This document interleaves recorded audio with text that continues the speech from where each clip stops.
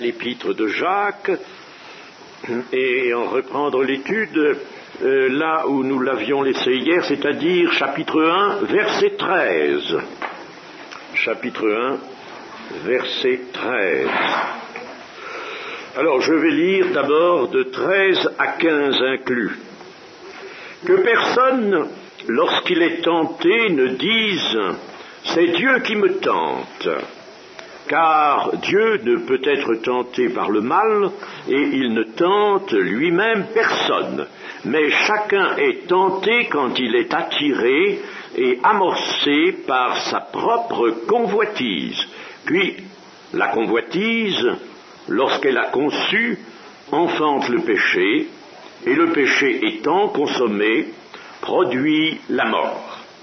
Nous allons d'abord voir ces quelques versets où l'apôtre nous dit que il faut bien se garder de supposer que c'est Dieu qui nous tente. N'attribuons pas à Dieu, comme de même il n'est pas toujours bon non plus d'attribuer certaines choses au diable, n'est-ce pas? Où on attribue à Dieu, où on attribue au diable, il faut tout de même que ce soit selon la vérité. Mais là, Dieu n'est pas tenté par le mal, nous le comprenons aisément, et il ne peut pas, évidemment, tenter personne. Alors là, le terme grec est employé dans le sens de tentation. J'ai dit hier que ce même terme signifie ou tentation ou épreuve. Mais là, il s'agit bien, en effet, de tentation. La puissance du péché, ce n'est pas évidemment Dieu qui l'exerce, mais c'est le malin. C'est le malin. Quand nous avons lu aussi, mais chacun est tenté quand il est attiré et amorcé par sa propre convoitise. La tentation extérieure, elle est extérieure, la tentation, elle va devenir intérieure, mais elle est d'abord extérieure.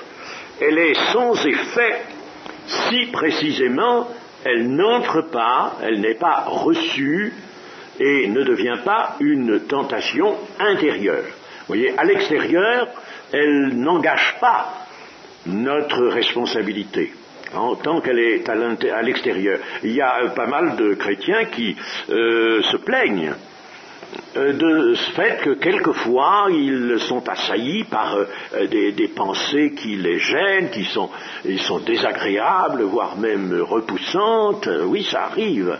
Et plusieurs m'en ont parlé et ont dit, mais est-ce qu'on ne peut pas être délivré de ça? Il est évident qu'on ne peut pas être délivré maintenant de l'action de ces autorités, de ces dominations, ces esprits méchants dont parle Paul dans Éphésiens 6. Nous n'avons pas à lutter contre la chair et le sang seulement, mais contre ces dominations, ces esprits méchants, et ils existent, et tant que nous serons sur la terre, ils agiront, et ils agissent sur nous. Alors, ce qu'il faut, évidemment, c'est pouvoir les repousser, les faire fuir. Et pour cela, vous savez que Paul, dans Éphésiens 6, nous dit de prendre le bouclier de la foi, le casque du salut, enfin toutes les armes défensives, spirituelles, défensives, que nous avons à notre disposition. La cause du péché, en somme, est là. La cause du péché, c'est toujours une tentation qui est reçue intérieurement, dans le cœur. Et il ne faut pas rejeter sur Dieu ce qui est causé uniquement par un cœur non affermi dans la foi et qui accepte et nourrit la convoitise. Verrons un passage tout à l'heure de cette réception et de cette nourriture que l'on peut faire de la convoitise. Alors Jacques, en somme, va nous montrer ici l'engendrement du péché en 4 actes. 4 actes. Le premier, c'est le désir. L'on est amorcé, attiré, par sa propre convoitise. Voilà comment le péché va s'engendrer, amorcé, attiré par sa propre convoitise. Ça, c'est le premier acte. Le deuxième acte, c'est celui de la conception, ou conception du péché, ou de la résolution prise. Une résolution qui n'est pas toujours prise d'une façon délibérée. Ah, bien des chrétiens, n'est-ce pas, en ont fait l'observation aussi, dire mais je décide pas moi de pécher, c'est pas moi qui décide de pécher, je pêche, mais je n'ai pas décidé. Mais il y a une résolution qui est quand même prise, nous allons voir comment, lorsque la convoitise est en train d'agir intérieurement. Alors, elle rencontre la foi. Elle aurait dû déjà rencontrer la foi avant de devenir intérieure. Elle rencontre la foi, mais si la foi est faible, la foi s'évanouit. La foi n'est pas capable de résister. Alors, la volonté, elle, pourrait aussi opposer sa résistance malgré... La volonté, en général, est au service de la foi chez le chrétien. Mais si la foi démissionne un peu, la volonté pourrait quand même faire quelque chose. Ce serait en somme une résistance un peu morale, au lieu d'être tout à fait spirituelle. Ce serait une résistance morale contre le péché. Mais il arrive que la volonté ne résiste pas plus que la foi. Alors la convoitise engendre dans le cœur une résolution qui n'est pas, je le dis, je le répète, toujours délibérée, mais qui est une résolution quand même, ou si vous voulez, puisqu'elle n'est pas délibérée, appelons-la autrement, appelons-la un entraînement. Un entraînement. Alors on est entraîné à commettre ce péché, n'est-ce pas, voyez-vous, parce qu'il n'y a pas eu, les défenses n'ont pas joué, la défense de la foi, de la volonté n'ont pas joué, alors on est entraîné. Évidemment c'est déjà, il faut bien le signaler, la convoitise n'aurait pas dû devenir intérieure. Elle aurait dû être arrêtée à l'extérieur. Et nous pensons à l'histoire d'Ève. Hein. Alors Ève, par exemple, elle a été tentée par Satan, le serpent, et elle aurait dû, quand le serpent a parlé, elle aurait dû tout de suite le faire taire et lui dire « Tu n'as pas autorité, tu n'as pas autorité pour parler, toi, hein, va-t'en ». Elle avait de l'autorité. Elle avait de l'autorité comme son mari. N'oubliez pas que dans la Genèse, il est parlé de l'homme et de la femme ensemble, disposant de la domination et de l'assujettissement sur la création. Attention, c'est pas la peine d'entreprendre un mouvement féministe pour gagner ça, parce que c'est écrit dans la Genèse, n'est-ce pas? Voyez-vous? Alors, par conséquent, Ève avait tout autant que Adam le pouvoir de dire au serpent « Tais-toi ». Mais elle accueille. Ah, elle réfléchit à ce que lui dit le serpent, elle accueille, n'est-ce pas, Dieu a-t-il réellement dit? Alors elle réfléchit à ça, et puis elle va alors entreprendre ce colloque avec Satan. Ça y est, la convoitise est rentrée à l'intérieur, comprenez? Elle était à l'extérieur, elle aurait dû être arrêtée à l'extérieur, elle est rentrée à l'intérieur. Alors là, ça va être difficile, et Ève, nous le voyons bien, a succombé. Alors ça, c'est le deuxième acte, la résolution ou l'entraînement. Et le troisième acte, c'est le péché consommé. Nous montre notre épître, le péché consommé. La volonté n'a pas résisté, je ne vais pas dire qu'elle acquiesce, parce que ça deviendrait un péché, pour ainsi dire, volontaire. Vous savez que dans l'Écriture, il y a une différence qui est faite entre le péché de faiblesse et le péché volontaire. Celui-là, il n'y a pas de péché mortel ou de péché véniel, mais il y a cette distinction faite. Le péché d'entraînement, de faiblesse, et puis le péché volontaire, qui, lui, est revêtu, évidemment, d'une plus grande gravité. Alors, disons que la volonté s'est livrée. La volonté n'a pas pu réagir. Alors, le péché est consommé. C'est la capitulation de la volonté qui, elle, alors, va entrer en action, parce qu'on ne peut pas agir et parler, bien qu'on ne s'en rende pas toujours compte, sans sa volonté. Ça, c'est une question de psychologie. On ne peut pas faire quelque chose sans sa volonté. La volonté est entraînée. Elle ne réagit plus dans le choix qui est fait de la ligne de conduite, mais malgré tout, c'est toujours avec volonté que nous faisons quelque chose. Nous ne sommes jamais réduits à l'état d'automate. Il n'y a pas d'automatisme, Dieu ne le veut pas, ça.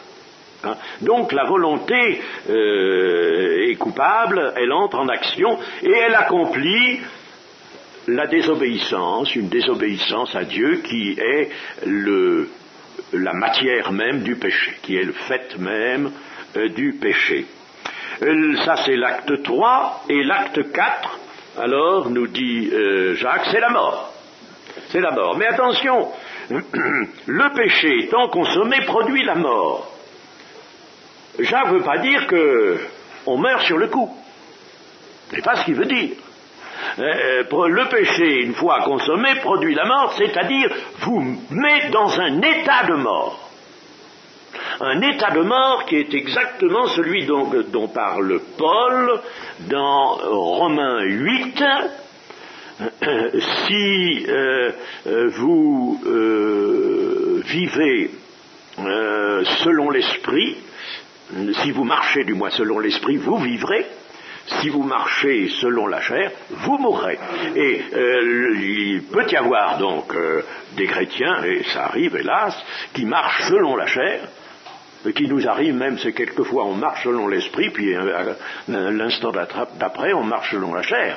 On fait une action selon l'esprit, puis une autre action selon la chair. Mais si on marche ça veut dire, en somme, se comporter dans l'existence, dans la vie, toujours d'après les velléités, les exigences de la chair. C'est ça, marcher selon la chair. Eh bien, si on marche selon la chair, ça ne veut pas dire si on est chrétien authentiquement, n'est-ce pas, je parle d'un chrétien authentique, ça ne veut pas dire qu'on est immédiatement condamné à mort. Condamné à l'enfer. Mais ça veut dire une chose, c'est qu'on est dans un état de mort. On retrouve un état de mort. Et c'est ce que Paul veut dire ici. Le péché étant consommé, produit la mort. Il produit, en somme, il réintroduit la puissance de la mort. Un état de mort spirituel qui, s'il subsistait, cet état de mort spirituel, entraînerait la condamnation.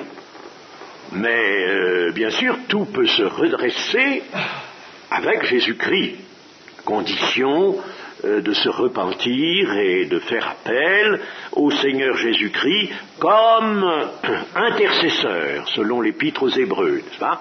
Il intercède constamment pour nous. Et dans ce rôle d'intercesseur, Jésus-Christ est regardé comme un paraklétos, en grec un paraclé, c'est-à-dire un consolateur. C'est le seul endroit où le terme de consolateur soit appliqué à Jésus-Christ.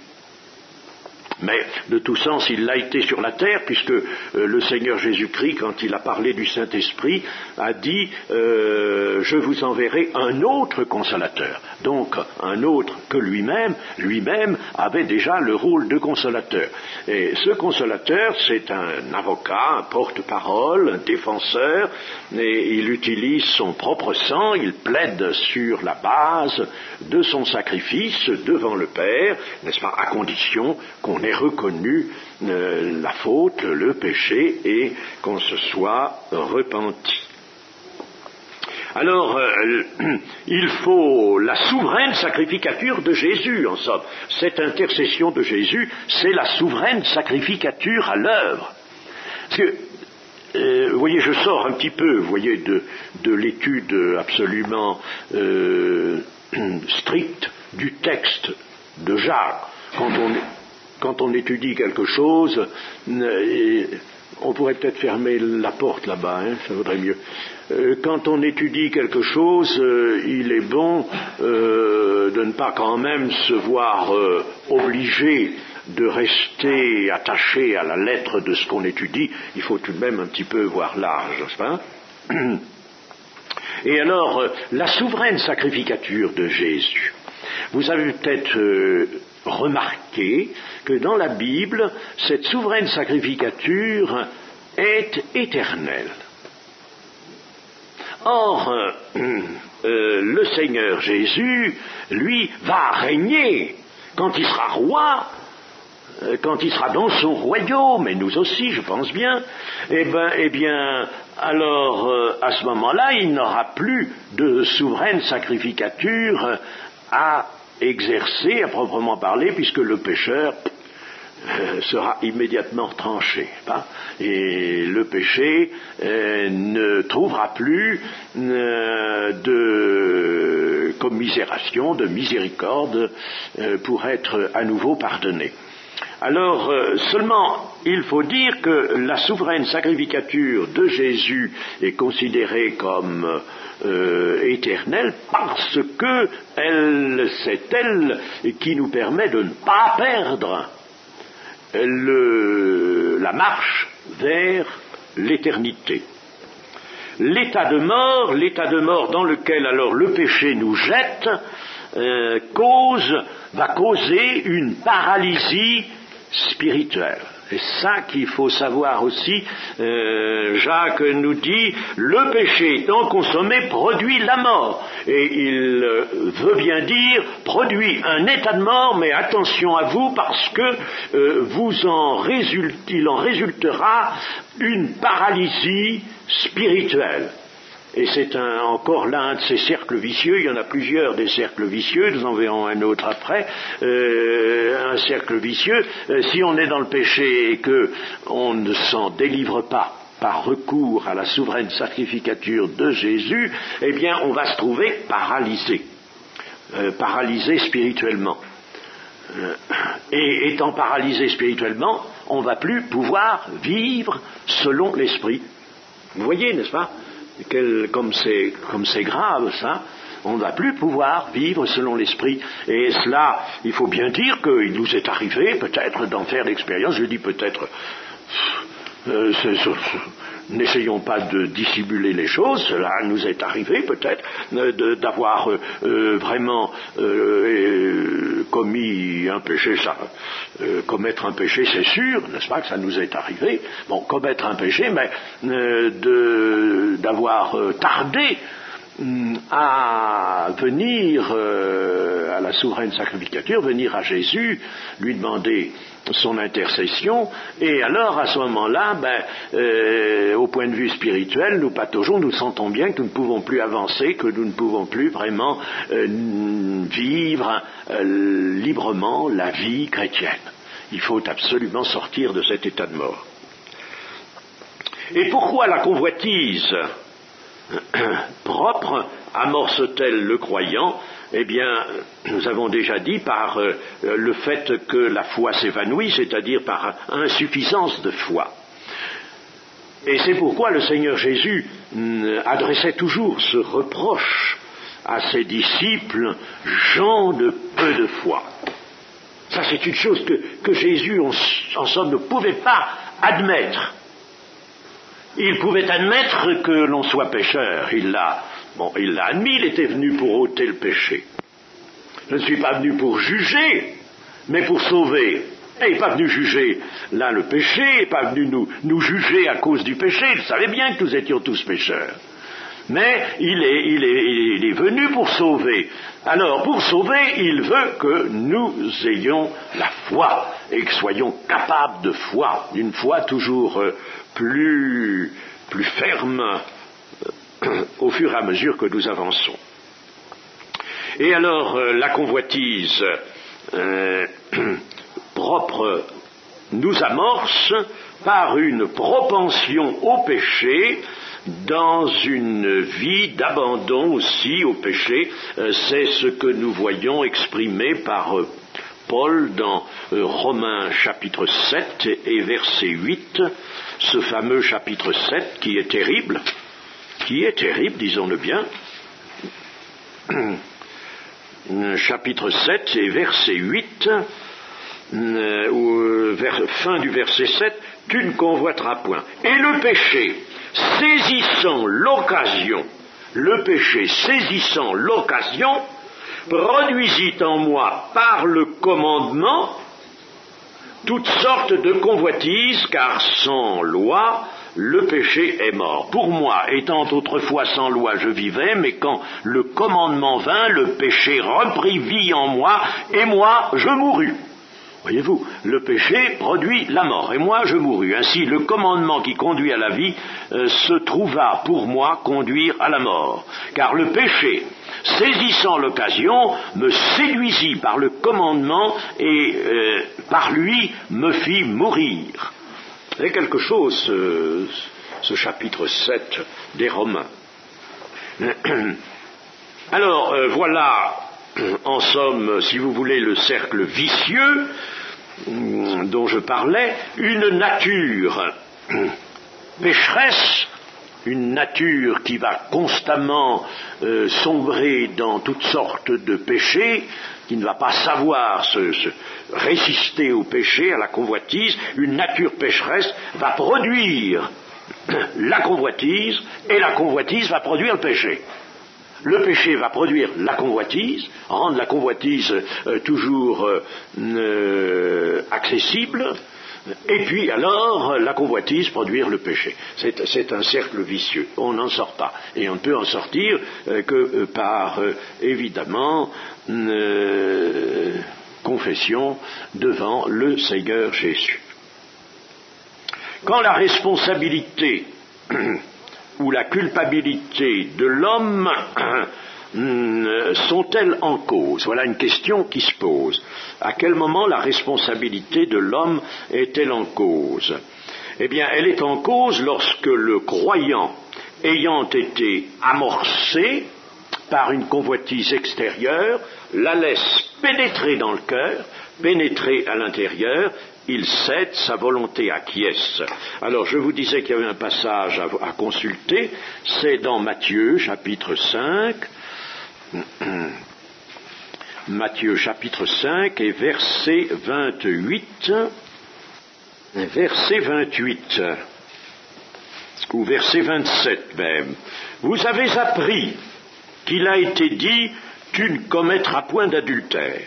Mais moi je vous dis que quiconque regarde une femme pour la convoiter a déjà commis un adultère avec elle dans son cœur.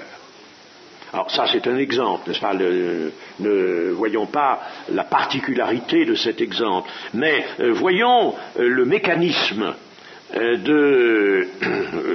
du péché. Moi je vous dis que quiconque regarde une femme, alors si quelqu'un regarde une femme pour la convoiter, pas pour la convoiter, il la convoite donc, il la convoite avec son cœur, le désir de son cœur. Alors, à ce moment-là, son regard est véritablement porteur d'un désir, et le péché est déjà commis à l'intérieur, parce que la convoitise est rentrée dedans. S'il avait vu cette même femme, n'est-ce pas, et qu'il n'ait pas porté sur elle ce désir de convoitise, mais si au contraire, n'est-ce pas, il avait corrigé son regard, il avait eu un regard de toute autre inspiration, eh bien, il n'aurait pas commis le péché, parce que la convoitise ne serait pas rentrée à l'intérieur. Vous voyez, hein? Et vous voyez, le Seigneur Jésus, dans tout ce passage-là de Matthieu 5, depuis le verset 27 jusqu'à la fin du chapitre 5, répète constamment, mais moi je vous dis que, et il ramène la consommation du péché, la réalité du péché, il la ramène dans le cœur au moment où la convoitise y a pénétré, y a été reçue. Alors nous allons continuer notre lecture.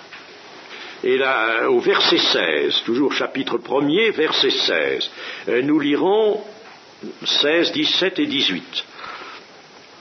Ne vous y trompez pas, mes frères bien-aimés. toute grâce excellente et tout don parfait descendent d'en haut du Père des Lumières, chez lequel il n'y a ni changement, ni ombre de variation. Il nous a engendrés, selon sa volonté, par une parole de vérité, afin que nous soyons en quelque sorte les prémices de ses créatures. Voyons ces 3 versets. Ne vous y trompez pas, nous recommande Jacques, ou le Saint-Esprit. Ne vous y trompez pas, ne vous abusez pas vous-même, ne vous abusez pas. Ce serait s'abuser, en effet, que de ne pas savoir que loin de tenter, loin d'être celui qui tente, Dieu est au contraire source de lumière. Source de lumière, Père des lumières, et Père des forces qui permettent de faire non pas le péché mais le bien. Dieu, Père des lumières, c'est-à-dire qu'il est, il faut le voir d'abord comme créateur de la lumière, et se rappeler très rapidement que la lumière est toujours à l'orée, à la naissance de toutes les œuvres de Dieu. Toujours la lumière en premier. La lumière est en premier. Il n'y a aucune œuvre qui se fasse sans que la lumière soit déjà venue. C'est la lumière en premier. Que la lumière soit, c'est le premier acte créateur de Dieu dans la Genèse, que la lumière soit et la lumière fut. Et dans la seconde épître aux Corinthiens, Paul nous dit, chapitre 4, verset 6, « La lumière brillera du sein des ténèbres. » Celui qui a dit, car Dieu qui a dit, « La lumière brillera du sein des ténèbres », a fait briller la lumière dans nos cœurs pour faire resplendir la connaissance de la gloire de Dieu sur la face de Christ. Vous voyez, quand Dieu vient dans notre cœur, qu'il nous passe des ténèbres à son admirable lumière, ce qu'il fait dans le cœur, c'est de faire apparaître immédiatement la lumière, comme dans la création, que la lumière soit. C'est ce que Paul rappelle ici. Alors il fait briller la lumière dans nos cœurs pour faire resplendir la connaissance de la gloire de Dieu sur la face de Christ. Ça, c'est le premier acte qui doit nécessairement avoir lieu chez toute personne, dans le cas de toute personne qui se convertit. Il n'y a pas bien longtemps, dans notre entourage là-bas, c'est exactement à Nîmes, nous habitons pas loin de Nîmes, une sœur a rendu témoignage à une personne qu'elle voyait pour la première fois, une jeune maman de 27 ans, et elle lui rend témoignage comme elle a l'habitude de le faire. Elle n'est pas jeune, cette sœur, depuis bien longtemps, et elle a amené pas mal d'âmes au Seigneur. Et alors, elle lui rend témoignage pendant une demi-heure, 3/4 d'heure. Cette jeune femme n'avait jamais lu la Bible. Elle était catholique non protestante. Et puis, écoutant notre sœur dans son témoignage, au bout de, je vous dis, peut-être une demi-heure, 3/4 d'heure, la voici qui se met à parler en langue. Elle n'avait jamais lu la Bible, donc jamais lu un Corinthien, chapitre 14, n'est-ce pas? Elle se met à parler en langue. Je la connais, cette femme. Elle se met à parler en langue et à louer le Seigneur. Exactement comme à la Pentecôte ou comme chez Corneille. Hein? Bon, eh bien, à ce moment-là, c'était clair, là, c'était net. Dieu, dans le cœur de cette femme, avait fait briller sa lumière, hein, il avait introduit sa lumière, voyez-vous. Ce ne sont pas des paroles, ça, ce sont des choses qui s'opèrent, qui se font. Il avait introduit sa lumière et fait briller la face de Christ. Et elle louait le Dieu, elle louait le Christ, elle louait Jésus. Elle qui ne savait pas, qui n'avait jamais appris cela. Et là, ça se passait le 1er juin dernier. Le 14 juillet, c'était un dimanche, elle a été baptisée à Nîmes, à l'Assemblée de Dieu de Nîmes. J'y étais. Et alors, au micro, là, sur l'estrade, rendant son témoignage sur l'invitation du pasteur de l'église, c'est-à-dire M. Cosnard, rendant son témoignage, n'est-ce pas, elle a commencé à dire, voilà, on m'a parlé du Seigneur, on m'a parlé de l'Évangile, j'avais jamais entendu ça.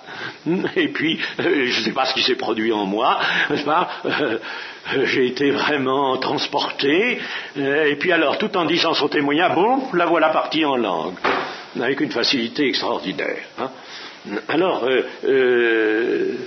vous voyez, n'est-ce pas, que vraiment, il y a cet acte, et ça peut être très rapide. Je prends l'exemple de cette personne, il est très caractéristique, hein, et moi je suis allé tout de suite la voir dès que notre sœur m'a averti. Je lui ai parlé, j'ai voulu savoir si vraiment il y avait une conversion.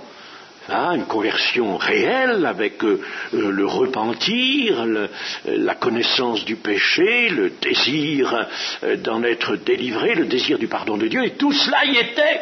Et ça s'est fait en même pas une heure. Hein? Tout y était.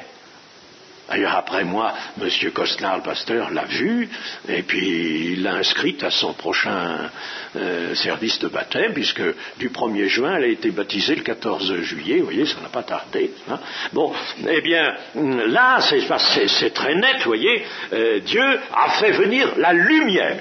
Véritablement, ça, c'est la chose qui commence toutes les œuvres de Dieu, que la lumière soit. Et quand nous venons à Jésus-Christ et que nous sommes venus pour nous décharger humblement de ce qui nous a chargé, du péché qui nous a chargé, eh bien, le Seigneur fait venir en nous sa lumière. Dieu est lumière. Et il faut que nous soyons dans la lumière pour que le sang de Christ nous purifie de tout péché, c'est ce que Jacques dit. Jacques, c'est Jean qui dit ça. Bon, alors donc, Père des Lumières, et Dieu ne change pas, Dieu ne change pas, il reste le Père des Lumières éternellement, il est immuable. Dieu va-t-il donc nous aider? Oui, bien sûr, il va nous aider. Par toute grâce, nous dit Jacques, par toute grâce, par tout don parfait. Les grâces de Dieu et ses dons sont des voies de secours, des voies d'affermissement, des voies de conseil, des voies de direction. On a voulu quelquefois ici interpréter ce que Jacques dit d'une manière un peu différente. Ne vous y trompez pas, mes frères bien-aimés, toute grâce excellente et tout don parfait descendent d'en haut. Et j'ai lu dans certains ouvrages que tout don parfait, au gré de certains commentateurs, ce serait des dons naturels. C'est pas possible, ça. Ça va pas du tout. Pas du tout. Enfin, toute grâce excellente et tout don parfait descendent d'en haut. Les dons naturels n'ont pas besoin de descendre d'en haut. Ils sont en nous, les dons naturels. Nous les avons reçus par hérédité. Parce que Dieu, a voulu peut-être les placer au moment de la transmission héréditaire. Mais là, il s'agit de quelque chose qui descend des cieux avec la grâce des dons parfaits. Des dons qui vont nous permettre de redresser la situation, vont nous permettre d'acquérir un affermissement que nous n'avons pas pu posséder et mettre en œuvre précédemment. Nous allons avoir tout cela. Dieu va donner sa grâce, nous apporter sa grâce avec un don, le don parfait, le don qui va nous rétablir dans la perfection et nous permettre d'aller à ce que nous avons appelé hier la perfection chrétienne, à savoir la maturité. Arriver, ce don va nous permettre d'aller à maturité. Le verset 18 nous dit Il nous a engendrés selon sa volonté par la parole de vérité, afin que nous soyons en quelque sorte les prémices de ses créatures. Il nous a engendrés selon sa volonté. Et par là, l'auteur de l'épître veut nous faire entendre qu'il y a là une preuve. Il nous a engendrés par la parole de vérité selon sa volonté. Il y a donc là la preuve que Dieu est bien Père des Lumières. Que Dieu est Père des Lumières, et cet engendrement à la vie nouvelle dont nous avons été l'objet en est la confirmation. Ainsi, puisqu'il nous a engendrés par la parole de vérité, il va, bien sûr, entretenir en nous la vie nouvelle qu'il a créée. Car la vie nouvelle, à la conversion, nous entrons dans une vie nouvelle. Cette vie nouvelle est, n'oublions pas, le résultat d'une création, d'un acte créateur. Éphésiens chapitre 2, verset 10 nous dit « Vous avez été créés en Jésus-Christ ». Vous avez été créés en Jésus-Christ. La conversion s'accompagnant d'une régénération et d'une entrée dans la vie nouvelle, c'est le fait d'une création qui le veut. C'est le fait d'une création. Selon sa volonté. Eh bien, tout a été créé par la volonté la volonté de Dieu. Et aussi différents textes, l'Apocalypse 4 par exemple, le début de l'épître aux Hébreux, l'épître aux Colossiens, nous montrent que tout subsiste par la parole de Dieu, mais la parole de Dieu est elle-même le produit d'une volonté bien arrêtée de Dieu. Dans Apocalypse 4, verset 11, il est affirmé que tout a été fait par la volonté de Dieu, et tout subsiste, tout est maintenu en existence, tout subsiste, tout est maintenu en existence par la volonté de Dieu. C'est par ta volonté qu'elles ont été créées et qu'ils sont maintenus en existence, par la volonté de Dieu. Dès que la volonté de Dieu, supposons-le, cesse, il y a un psaume, je crois que c'est le psaume 103 qui en fait l'hypothèse. Si la volonté de Dieu change, Dieu ne change pas, mais il pourrait avoir à changer pour certaines raisons sa volonté, alors là, tout rentre dans la poussière. Rien ne peut exister sans que la volonté de Dieu en soit la raison. Nous subsistons, nous sommes là parce que Dieu le veut bien. Et parce que sa volonté est toujours là, en quelque sorte, qui nous soutient. Il nous soutient. La parole de vérité, il faut savoir que la parole de Dieu, ici, elle est écrite, mais elle est appelée, lorsque nous l'écoutons avec la foi, et nous l'écoutons par conséquent avec le concours du Saint-Esprit, elle devient parole vivante. Elle est écrite ici, mais elle est appelée à devenir parole vivante. Et devenant parole vivante, elle est parole de vérité, elle transmet, elle apporte la vérité, et avec la vérité nécessairement la vie. Je suis le chemin, la vérité, la vie. Nul ne vient au Père que par moi. Elle nous conduit à Dieu, n'est-ce pas? Elle est la vérité et la vie. La vérité est indissociable de la vie. Alors, Jacques nous dit, afin que nous soyons en quelque sorte les prémices de ces créatures. Les prémices sont les premiers fruits, la première offrande faite à Dieu, c'est le commencement de la nouvelle humanité, puisque en somme l'Église, maintenant, corps de Christ, celle qui est sur la terre va rejoindre celle qui est déjà engrangée dans la cité de Dieu. Il y a une grosse partie de l'Église, la plus grosse partie, elle est là-haut. Eh bien, alors là, ce sont les prémices les prémices qui se constituent, en somme, dans la cité de Dieu jusqu'au moment des noces de l'agneau. À ce moment-là, les prémices, la résurrection aura lieu, et les prémices vont devenir les fruits mûrs et définitifs que Dieu accueillera. Les prémices sont donc les premiers fruits, les fruits de la rédemption, les premiers fruits de la rédemption, qui sont distingués par une qualité de nature. Et ces fruits, bien sûr, vous êtes les prémices, ces fruits résultent de l'œuvre de rachat que le Seigneur Jésus a accomplie.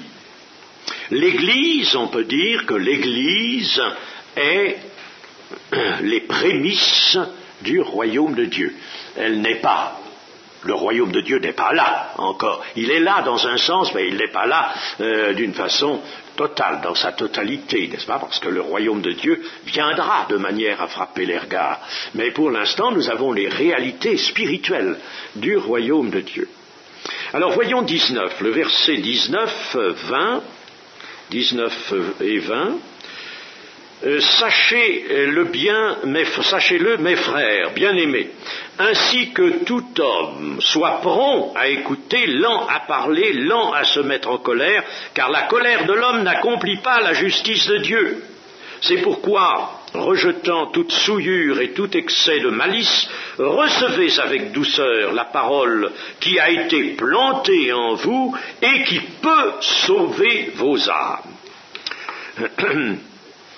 Ainsi que tout homme soit prompt à écouter, lent à parler. Là, l'apôtre veut nous dire que, à la suite de ce qu'il vient d'affirmer, que Dieu est le Père des Lumières, qu'il n'y a pas de changement en lui, qu'il nous a engendrés selon sa volonté par la parole de vérité. Alors il dit ainsi que tout homme, ainsi, il y a donc là une transition qui est faite, et elle a ce sens, du fait que vous avez été engendrés par la parole de vérité, vous êtes chrétien, vous avez été engendrés par la parole de vérité, eh bien à cause de cela, accordez à cette parole-là beaucoup d'attention. Écoutez-la, vous avez toujours besoin de l'écouter, de l'entendre. Ça n'exclut pas la lecture, n'est-ce pas? Quand on dit d'écouter la parole de Dieu, ça n'exclut pas la lecture. On peut l'écouter en la lisant soi-même. Bon, ça c'est un petit détail que j'ajoute. Alors écoutez cette parole sans trop parler vous-même. Si vous parlez beaucoup, si vous vous mettez à parler, vous n'allez pas pouvoir bien l'écouter. Et par conséquent, elle ne va pas pouvoir opérer en vous ce que Dieu voudrait. Des personnes, en effet, sont promptes à parler, quelquefois pour acquiescer, simplement dire « Ah mais oui, c'est bien ça. » Acquiescer pour discuter, pour enseigner elle-même, alors qu'elle ne s'attache pas à écouter ceux-là qui ont la charge d'enseigner ou qui ont fait entendre, tous ceux qui ont fait entendre la parole de Dieu. Et ça, c'est un défaut qui est constant, on le rencontre souvent. Voyez-vous, quand dans l'exercice évidemment du ministère pastoral, à l'occasion de parler avec beaucoup de chrétiens, et alors ils entendent la parole de Dieu, ils en prennent un petit peu tout de suite là, et puis alors ça les remue et ça les enthousiasme, ça vraiment, n'est-ce pas? On sent que la parole de Dieu produit déjà en eux une certaine exaltation, un plaisir, une exaltation, et puis alors ils se mettent à parler, si bien qu'on ne peut plus continuer à enseigner cette parole, on ne peut plus leur dire d'autre chose, n'est-ce pas? Voyez-vous, ils se mettent à parler. Alors nous sommes prévenus ici par l'épître contre cela, contre ce défaut. La parole de Dieu doit s'entendre, comme dit Ésaïe, avec des oreilles de disciples. Des oreilles de disciples. Ah, il y a des oreilles spéciales. La référence, je crois que c'est dans le chapitre 50, vous pourriez peut-être vérifier, il me semble que c'est dans le chapitre 50 d'Ésaïe, si j'ai bonne mémoire. Ésaïe, chapitre 50. Et la foi, bien sûr, se trouve fortifiée par l'écoute de la parole de Dieu. Mais prenons garde à ce défaut que je viens de signaler, qu'on pourrait appeler, selon la langue française, un défaut de pétulance.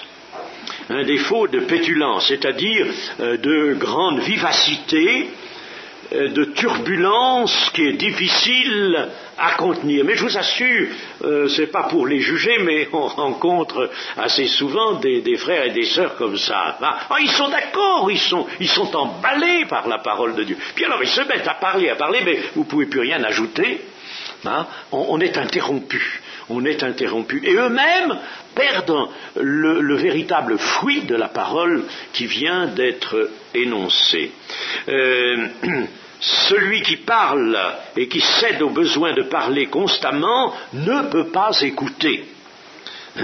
Il suit sa propre pensée.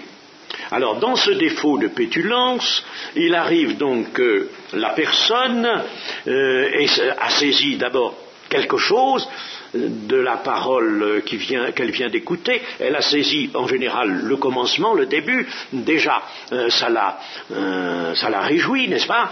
Et puis alors elle se met à parler et elle reste sur ce début, elle n'écoute pas la suite. Elle laisse absolument tomber la suite.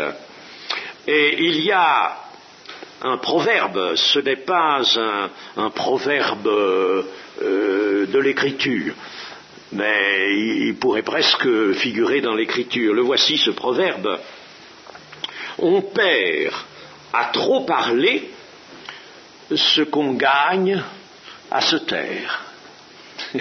C'est pas mal, n'est-ce pas? C'est pas moi qui l'ai inventé d'ailleurs. On perd à trop parler ce qu'on gagne à se taire. Et puis il y a un autre proverbe aussi, qui est un proverbe grec. Les Grecs avaient quelquefois de très bons proverbes, comme les Arabes aussi. Pas tous bons chez les Arabes, mais enfin il y en a de bons. Alors ce proverbe grec, le voici. J'entends le bruit de la meule, mais où est la farine? J'entends le bruit de la meule, mais il n'y a pas de farine. Autrement dit, il n'y a rien de fait. Ça, il est très, très amusant aussi ce proverbe-là. Calvin, pour sa part, disait que jamais homme ne sera bon disciple de Dieu s'il ne fait silence pour l'écouter. Alors là, voilà une grande leçon que nous donne Jacques ici dans cette partie de l'épître.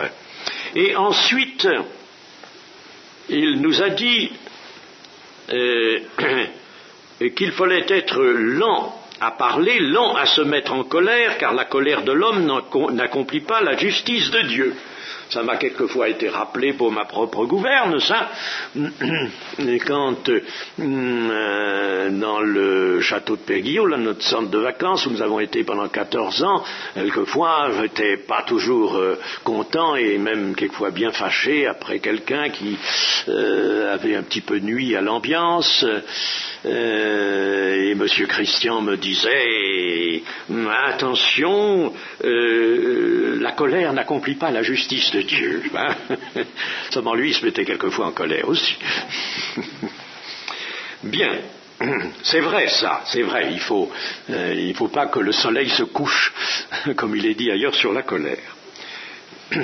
Il s'agit ici plutôt des disputes. Cette colère, c'est la colère qui naît dans les disputes, dans les dissensions, dans les querelles, engendrées par l'empressement à vouloir soutenir sa propre idée. Jacques reste toujours dans la ligne de ce qu'il vient de dire, c'est-à-dire de la parole de vérité qu'il faut écouter, et et qui ne doit pas nous amener à la pétulance, n'est-ce pas?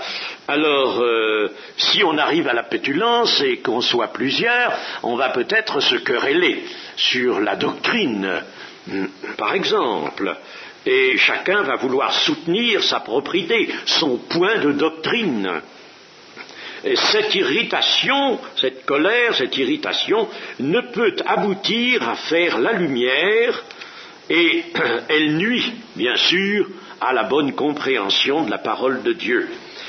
Elle en annule l'action intérieure et elle n'établit pas la justice de Dieu. Vous voyez, la colère n'établit pas la justice de Dieu, non seulement parce qu'elle est colère et devient un péché, mais parce que aussi elle empêche l'assimilation de la parole de Dieu. Alors elle n'accomplit pas la justice de Dieu. C'est dans le calme, c'est dans l'humilité, c'est dans le recueillement que l'on peut se nourrir de la parole avec fruit. L'irritation d'un homme dans la discussion atteste le plus souvent son incapacité à la réflexion sur le fond de la parole, ou bien alors atteste qu'il a, comme le dira Jacques plus tard, plus loin, atteste un zèle amer. Et dans le verset 21, rejetant toute souillure et tout excès de malice, recevez avec douceur la parole qui a été plantée en vous et qui peut sauver vos âmes. Recevez avec douceur. Jacques recommande donc deux choses: de rejeter toute souillure et tout excès de malice, et deuxième chose, de recevoir avec douceur. Il s'agit de se dépouiller de toute passion, de tout esprit d'obstination, tout esprit qui entend faire triompher le point de vue auquel on s'est arrêté, de toute prétention, en somme, à savoir. La douceur, et nous savons que l'humilité va de pair avec la douceur,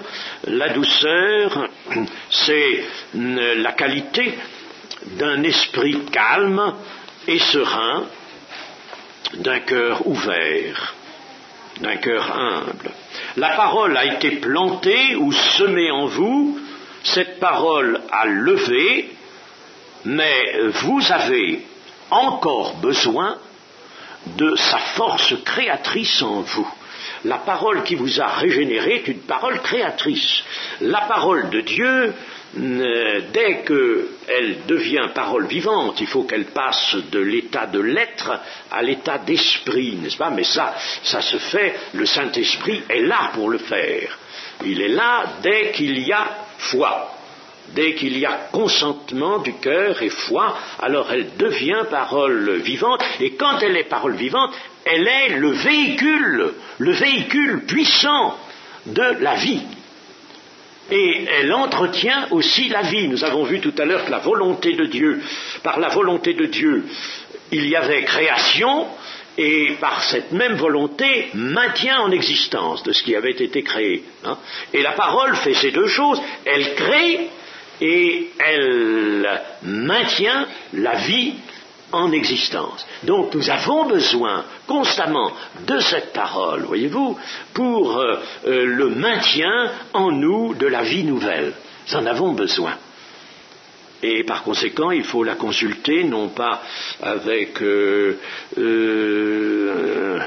une propension à beaucoup de discours, beaucoup de paroles, mais il faut l'écouter dans le calme, avec douceur, de façon à ce qu'elle produise son fruit. Nous allons encore essayer de faire les versets 22 à 25, si vous n'êtes pas trop fatigués, et nous allons nous arrêter dans quelques minutes. Nous avons encore 5 minutes, je crois. Oui. Alors, verset 22. Mettez en pratique la parole et ne vous bornez pas à l'écouter en vous trompant vous-même par de faux raisonnements. Car si quelqu'un écoute la parole et ne la met pas en pratique, il est semblable à un homme qui regarde dans un miroir son visage naturel et qui, après s'être regardé, s'en va et oublie aussitôt quel il était. Mais celui qui aura plongé les regards dans la loi parfaite, la loi de liberté, et qui aura persévéré n'étant pas un auditeur oublieux, mais se mettant à l'œuvre, celui-là sera heureux dans son activité. Mettez la parole de Dieu en pratique. Jacques dit mettez en pratique la parole. Dans la version de Lausanne, je ne sais pas si ça vous dit quelque chose, la version de Lausanne, c'est une version qui n'est plus courante maintenant, on ne peut la trouver qu'en vieille édition. Elle est intéressante cette version. Et elle dit ceci ici, soyez observateurs. Soyez observateurs.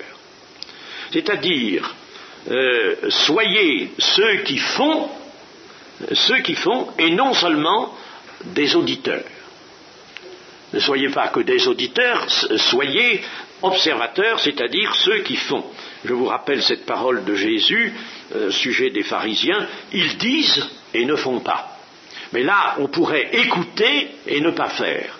Et Jacques nous dit, attention, il faut que vous écoutiez pour être observateur, pour mettre en pratique.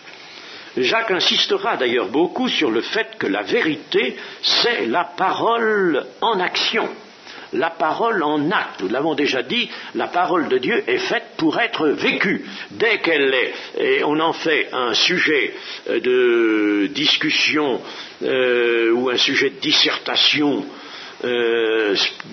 intellectuelle, elle cesse d'être la parole de Dieu. Elle n'est plus la parole de Dieu. Vous avez des lambeaux, vous avez quelque chose de mort, c'est ce qui arrive aux théologiens. Hein. Ils discutent sur des mots, mais ce n'est plus la parole de Dieu. Et ce n'est tellement plus la parole de Dieu qu'ils finissent par, d'ailleurs, la dépecer, la discuter, l'abîmer, en somme. Elle n'est plus la parole de Dieu. Jean déclare pour sa part qu'il n'a pas de plus grande joie que de voir ses enfants marcher dans la vérité, et à cela se reconnaissent en effet les enfants de Dieu. Marcher dans la vérité, c'est mettre la parole de Dieu en pratique. Ne vous trompez pas par des faux raisonnements. Les faux raisonnements, en effet, on peut se les faire à soi-même et se séduire soi-même. Ceux qui sont auditeurs et qui ne sont pas observateurs peuvent se priver de cette observation de la parole avec toutes sortes de raisons qu'ils se donnent à eux-mêmes. Ils vont justifier, par exemple, leur position. Oui, ils ont bien écouté la parole de Dieu, mais enfin eux, ils font comme ceci ou comme cela, autrement que dit la parole de Dieu, mais ils ont des raisons pour ça, ils se trompent par des faux raisonnements. Ils se disent établis dans la vie chrétienne et puis donnent d'autres preuves que la bonne vie chrétienne, que la vérité. Ils n'ont en eux qu'un savoir, mais un savoir sans vie, une connaissance de la parole qui devient froide et morte. Je vous dis, sans la mise en pratique, la parole de Dieu, même textuellement retenue, si elle n'est pas mise en pratique, si elle n'est pas vécue, elle cesse d'être la parole de Dieu. Elle devient morte. L'homme qui se regarde dans un miroir, c'est une bonne image. Alors quand on se regarde dans un miroir, c'est pour s'assurer d'une chose ou de l'autre, c'est-à-dire voir si tout va bien, s'il n'y a pas de boutons, si on est en bonne santé, ou alors pour chercher précisément sur son visage les signes de ce qui ne va pas. On peut par exemple se regarder dans la glace pour voir si on n'a pas les traits tirés. Quelqu'un vous a dit « Oh, mais on n'est pas bonne mine aujourd'hui ». Bon, alors on va devant un miroir, on voit qu'on a les traits tirés, on peut avoir le teint jaune, on peut avoir des taches hépatiques, des signes hectiques, c'est-à-dire des signes de fièvre, Alors, supposez que quelqu'un constate cela en se regardant dans un miroir, puis après il s'en va, puis il ne fait rien. Il ne se soigne pas. Hein? Il n'en tire pas, en somme, la bonne conclusion. Voilà ce que veut nous dire Jacques. Eh bien, celui qui plonge ses regards dans la loi parfaite, dans la parole de Dieu, dans l'Évangile, qui voit bien comment il est, qui voit bien que ça ne va pas, il voit bien qu'il n'est pas en accord avec la volonté de Dieu. Et puis, bon, il oublie, il s'en va, il oublie, il s'en va, il ne fait rien, il ne rectifie pas les choses, il ne cherche pas à se remettre dans la bonne voie. Voilà ce que veut nous dire Jacques. Il est semblable donc à quelqu'un qui aurait des signes hectiques ou des signes hépatiques sur le visage et puis qui ne se soignerait pas. La parole de Dieu joue le rôle d'un miroir, et cela a souvent été dit, et c'est vrai, elle est un miroir dans lequel nous pouvons voir ce que nous sommes. La loi parfaite, nous avons eu cette expression, la loi de liberté plutôt, la loi de liberté, loi parfaite, loi de liberté. La loi de liberté, ce que Jacques appelle ainsi, c'est l'évangile, le plein évangile, l'évangile. L'évangile pris dans sa totalité, il ne veut pas parler ici de la loi de Moïse. Ce n'est pas un auteur du Nouveau Testament qui va nous ramener à la loi de Moïse. On a quelquefois taxé Jacques avec son épître de cela. On dit l'épître de Jacques, c'est une épître à tendance légaliste. C'est pas vrai. C'est absolument pas vrai, c'est faux. Vous savez, on dit des choses fausses souvent quand on ne comprend pas bien. Mais il faut que ce que nous venons de voir, par exemple, et ce que nous allons voir ensuite, Dieu voulant, soit exposé à des chrétiens, c'est nécessaire, c'est indispensable. Alors c'est la loi de liberté. Liberté, précisément, c'est l'évangile qui convient au temps de la grâce, convient au temps de l'Église. C'est l'évangile pris dans sa totalité, qui n'est pas un commandement, l'évangile n'est pas un recueil de règles, de préceptes, pas du tout. L'évangile est la grâce de Dieu, il est grâce de Dieu, il possède une puissance, l'évangile est une puissance de Dieu pour quiconque croit, dit Paul, il possède une puissance, et cette puissance se met à l'œuvre, non pas seulement pour les inconvertis, mais pour nous chrétiens essentiellement. L'évangile se met à l'œuvre pour nous. La loi est écrite dans les cœurs, nous rappelle l'épître aux Hébreux, afin qu'elle soit accomplie par la foi. Nous sommes bien dans le temps de la grâce. L'obéissance étant alors l'œuvre de l'amour. La loi parfaite est la loi que l'homme peut accomplir par l'effet d'une puissance intérieure. L'évangile est une puissance de Dieu pour quiconque croit. Dès qu'on croit, la puissance vient en nous. Elle est en nous, elle s'exerce en nous, cette puissance de Dieu, pour nous permettre d'accomplir la volonté de Dieu. Dans l'Épître aux Hébreux, il est dit que la loi de Moïse n'a jamais rien amené à la perfection. Ce n'était pas son pouvoir. La loi de Moïse dit bien la volonté de Dieu, c'est bien la loi de Dieu, mais elle ne peut pas amener à l'état de perfection, de maturité chrétienne. Elle ne peut pas. Mais l'Évangile, lui, avec la grâce de Dieu, le peut. La loi de liberté ne place pas l'homme sous une servitude, mais le rend libre du mal et de l'iniquité, libre aussi de toute crainte. Eh bien, je pense que nous devons nous arrêter, l'heure étant arrivée. Nous verrons la suite, Dieu voulant, demain.